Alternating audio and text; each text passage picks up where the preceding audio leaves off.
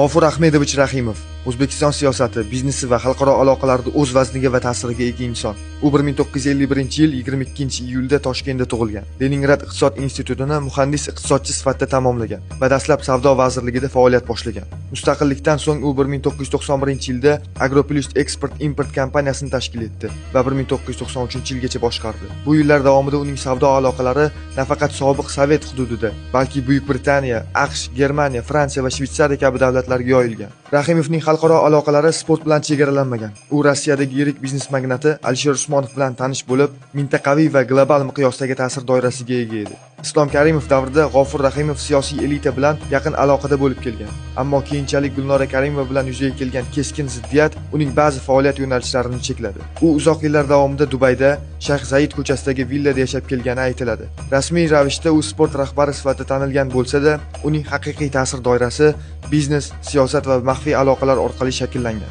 Xalqaro ommaviy axborot vositalarida uni Gafur Stalnoy yoki Graf laqablarida tilga olishadi.